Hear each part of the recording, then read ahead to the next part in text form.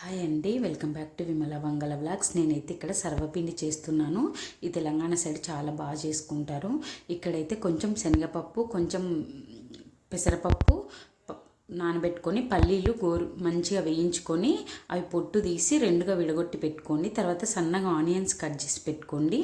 తర్వాత నేనైతే ఇక్కడ బియ్యం పిండితో చేస్తారు, బట్ నేను జొన్న పిండితో చేస్తున్నాను అనమాట. 3 గ్లాసుల జొన్న పిండి తీసుకుంటున్నాను. 3 గ్లాసుల జొన్న పిండికి 1 గ్లాస్ బియ్యం పిండి తీసుకుంటున్నాను అనమాట. మీకు నచ్చితే జొన్న పిండితో చేసుకోండి, లేకపోతే బియ్యం పిండితోనే వేసుకోండి. బియ్యం పిండితో ఇంకా చాలా బాగుంటాయి, బట్ ఎప్పుడు బియ్యం పిండి ఎందుకని నేను జొన్న పిండితో వేస్తున్నాను.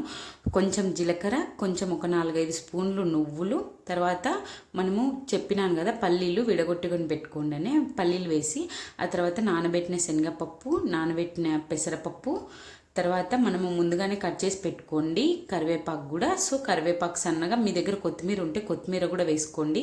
తర్వాత 1 స్పూన్ పసుపు వేసుకోండి. తర్వాత ఆనియన్స్ వేసుకోండి సన్నగా కట్ చేసినవి.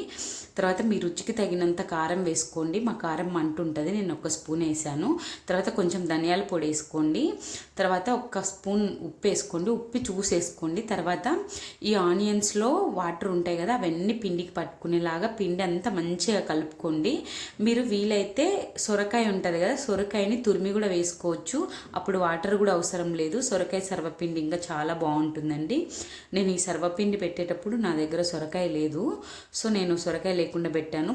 ఇలా మొత్తం మంచిగా పిండిని అంతా కలుపుకొని, ఆ తర్వాత మీకు తగినంత కొంచెం కొంచెం వాటర్ వేసుకుంటూ ముద్దలాగా కలుపుకుంటూ ఉండండి. వాటర్ ఒకటేసారి ఎక్కువ వేయద్దు, కొంచెం కొంచెం వేసుకుంటూ మంచిగా కలుపుకోండి. ముద్దలాగా బాగా కలుపుకోవాలి. సొరకాయకి అయితే ఎక్కువ వాటర్ అసలు పట్టవు, నేను సొరకాయ వేయలేదు కదా, సో ఇక్కడ చూపిస్తున్నా కదా ఇలా ముద్ద కట్టాలి పిండి. ఈ మెయిన్ కలుపుకుంటే మంచిగా ఉంటుంది పిండి. సో ఇదంతా కలుపుకొని పక్కన పెట్టుకోండి. తర్వాత అడుగు మందం ఉండి వెడల్పు ఉన్న గిన్నె తీసుకోండి. ఇక్కడ తెలంగాణ సైడ్ అయితే సర్వపిండి గిన్నెలన్నీ కూడా దొరుకుతాయి. నా దగ్గర కొంచెం వెడల్పు మందం ఉన్న గిన్నె ఇది తీసుకున్నాను అనమాట. కొంచెం ఆయిల్ రాసి ఈ ఒక పిండి ముద్ద తీసుకొని ఇలా ఒత్తుకోవాలి ఆ గిన్నెకి. కొంచెం మనం ఎంత మందం కావాలో అంత మీడియం సైజు, ఓన్లీ అడుగున దానికి మాత్రమే ఒత్తుకోవాలన్నమాట. ఇలా మనం ఇప్పుడు భక్షాలు ఒత్తాం కదా, అలా మనం చేతులతో ఒక మీడియం థిక్నెస్ వచ్చేలాగా మంచిగా కింద అంచు మొత్తం కింద మొత్తం గిన్నెకి మొత్తం ఒత్తుకోవాలి. ఇలా ఒత్తుకున్న తర్వాత దానికి మనము హోల్స్ పెట్టుకుంటాము. మీకు ఎంత థిక్నెస్ కావాలంటే అంత థిక్నెస్ ఒత్తుకోండి. కొంచెం పల్చగా ఒత్తుకుంటే ఏంటంటే మంచిగా క్రిస్పీగా వస్తుంది అనమాట. కొంచెం మెత్తగా తినాలనుకున్న వాళ్ళు కొంచెం ఎక్కువ మందంగా ఒత్తుకోవచ్చు అనమాట. కొంచెం పల్చగా ఒత్తుకుంటే మంచిగా క్రిస్పీగా చాలా బాగుంటుంది. ఈ వర్షాకాలం, ఈ వర్షానికి వేడివేడిగా తింటే చాలా అంటే చాలా బాగుంటుంది. తర్వాత ఇక్కడ హోల్స్ పెట్టుకోవాలి. మనము కొంచెం కొంచెం గ్యాప్ ఇచ్చి చేత్తో అట్లా హోల్స్ పెట్టుకొని ఆ హోల్స్లో కొంచెం కొంచెం ఆయిల్ వేయాలన్నమాట. ఈ ఆయిల్ వేస్తే మనకు అది సర్వపిండి మంచిగా కాలుతుంది.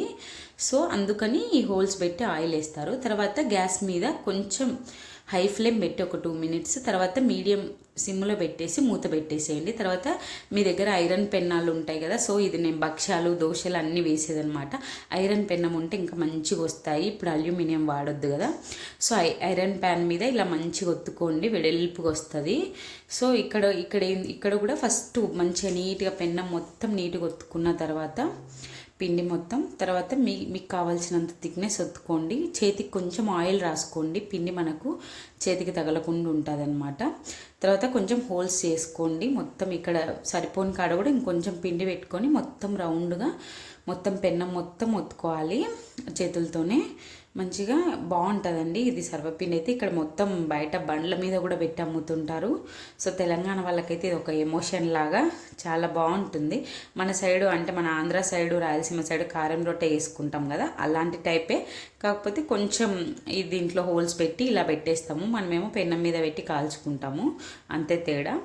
సో దీన్ని తిరిగేయరు, ఇట్లనే కలుస్తారు. బయట అమ్మేటోళ్ళు మాత్రం మొత్తం డీప్ ఫ్రై చేసేస్తారనమాట. ఇలా హోల్స్ పెట్టేసి ఫుల్ ఫ్లేమ్ పెట్టేసి మూత పెట్టేసి పెట్టేసి ఒక 2 మినిట్స్ ఫుల్ ఫ్లేమ్ పెట్టి తర్వాత మీడియం ఫ్లేమ్లో సిమ్లో పెట్టేసేయండి. చూడండి ఇక్కడ ఎప్పుడైతే ఈ మనం హోల్స్ చేసాం కదా అక్కడ కొంచెం బ్రౌన్ కలర్లో వచ్చిందంటే కింద మొత్తం మంచిగా క్రిస్పీగా అయినట్టు. ఈ అంచులు కొంచెం సైడ్లో కాలకుంటే గిన ఇట్లా కొంచెం గిన్నె సైడ్లకు పట్టుకొని కాల్చండి. ఈ ఎక్స్ట్రా ఆయిల్ అంతా తీసేస్తే మంచిగా ఇలా మంచిగా వస్తుంది సర్వపిండి. చాలా బాగుంటుందండి క్రిస్పీగా.